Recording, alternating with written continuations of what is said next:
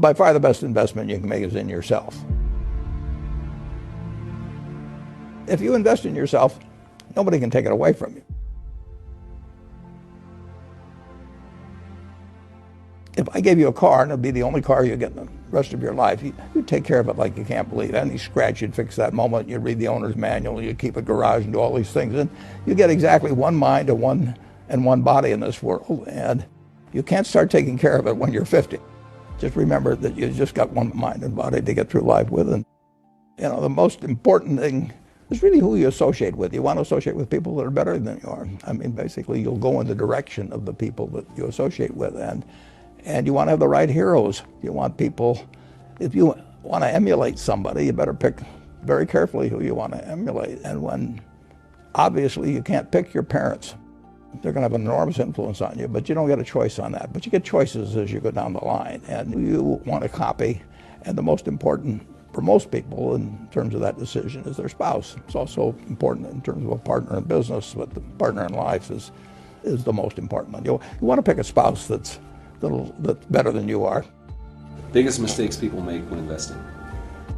They just don't realize that all you have to do is just buy a cross-section of America and then never listen to people like me or read the papers or do anything subsequently.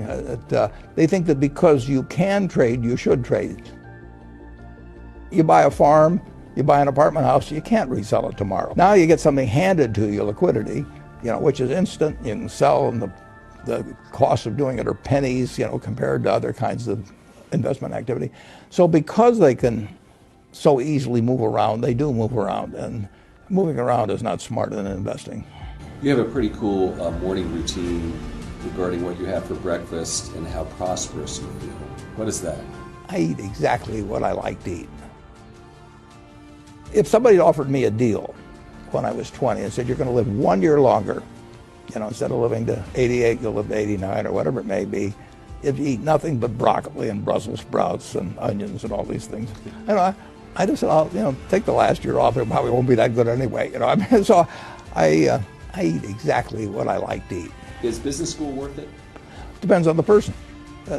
Much more than it depends on the school. Some people are going to get a lot out of advanced education, and some people are going to get very little. And I don't even think it's important that every person go to college at all. We have all kinds of jobs at 70 or so thousand a year, or 80,000 a year, that college training is not of use. And I actually was not keen on going to college myself. Yeah, my dad kind of jollied me into it. He could get me to do anything, but I knew I could have a good time. I liked investing, and I could read the books. It's a big commitment to take 4 years, and the cost involved, and maybe the loans involved, and everything. I think depending on what your interests are in life, I don't think it's for everybody. I think it's for a lot of people, but there ought to be a reason you're going, and I didn't really see much reason.